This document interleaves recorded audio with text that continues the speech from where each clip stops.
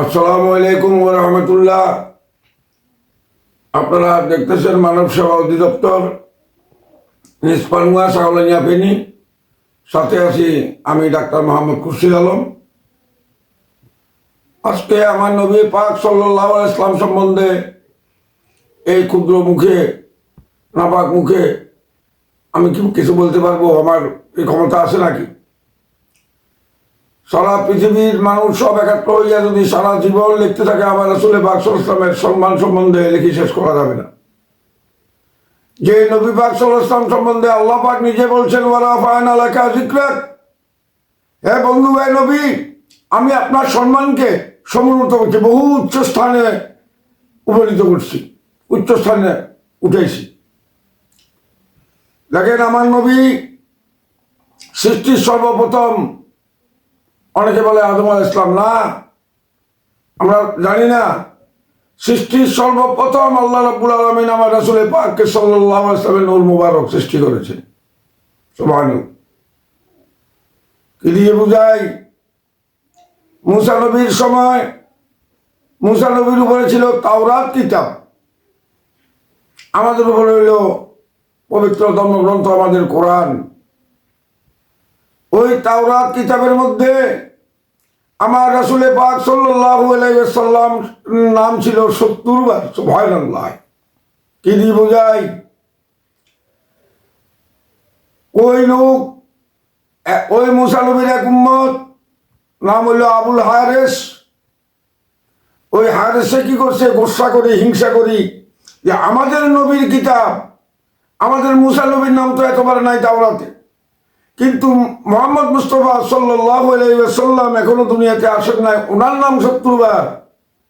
হিংসা করে কলম দিয়ে আস্তে আস্তে যত জায়গায় আমার নবীর নাম ছিল তত জায়গায় কলম দিয়ে নামগুলো কাটিয়ে দিছে। নাউযুবিল্লাহি মিন যালিক।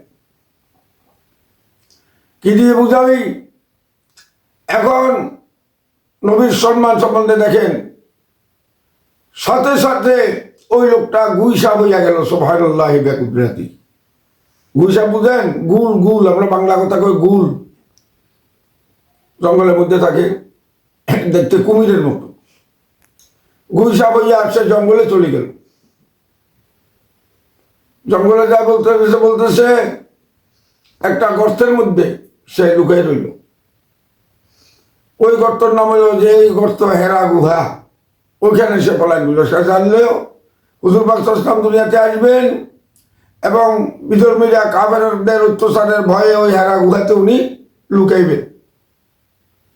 এই জন্য আগে ভাগে হেরা গুহার মধ্যে ওই গুইসাপটা গর্তের মধ্যে আশ্রয় গ্রহণ করল।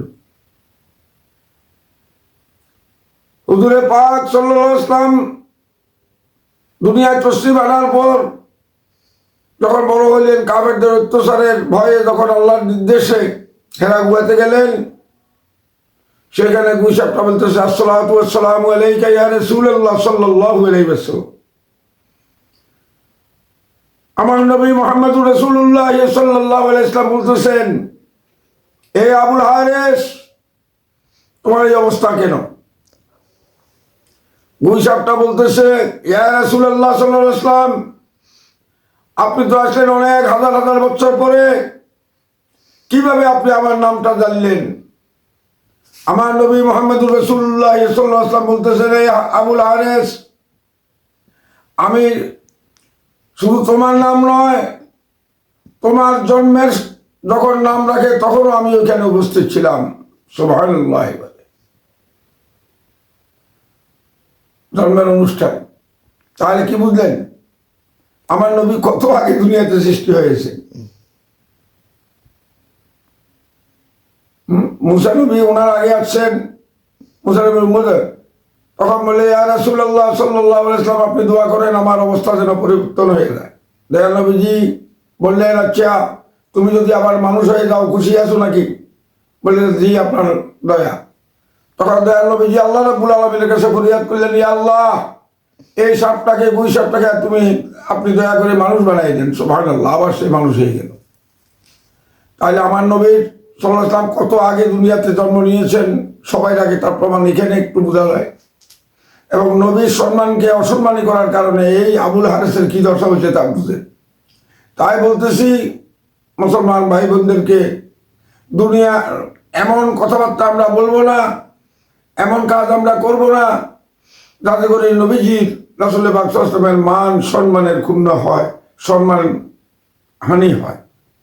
ওইভাবে বলতে হবে। এটাই আমার কাছে আপনাদের কাছে আমার অনুরোধ। দুনিয়ার যাই করেন আমার রাসূল, বুঝলেন না, আমরা যখন কবরে যাব ওইখানে কি মিল্লাতে ইব্রাহিম খলিলুল্লাহ নামে যাব, না মিল্লাতে কোনো নেতার নাম, মিল্লাতে অমুক নেতা, এইভাবে আমাদেরকে কবরে শোয়াবে নাকি? নাকি মিল্লাতে মুসা কালিমুল্লাহ বলবে? কি বলবে? বিসমিল্লাহ ওয়ালা মিল্লাতে রাসূলুল্লাহ, দয়াল নবীজির মিল্লাতে শোয়াই দিল আমাদের সবাইকে। সেই নবীকে কেমন মহব্বত করতে হবে। নবী পাক সাল্লাল্লাহু আলাইহি ওয়াসাল্লাম বলেন, যারা মা বাপ ভাই বোন স্ত্রী সম্পদ সম্পত্তি জায়গা জমি দুনিয়ার সব কিছু থেকে নিজের রূহ থেকেও আমি নবীকে না বাসবে, আমি তার জন্য সুপারিশ করবো না। আলহামদুলিল্লাহ। তাহলে আমাদের উপায় কি? নবীজির সুপারিশ ছাড়া কোনো উপায় আছে? যেই নবী বলছেন, ইয়া আল্লাহ, আমার একটা উম্মত যদি জাহান্নামে চলে যায় আমি বেহেশতে যাব না। আল্লাহ বলতেছেন, ও নবী, আপনি মনে কষ্ট নেবেন না, আপনাকে ছাড়া ব্যস্ত উদ্বোধন করা হবে না। আমি তো আপনাকে বলছি, ওয়ামা আরসালনাকা ইল্লা রাহমাতাল লিল আলামিন,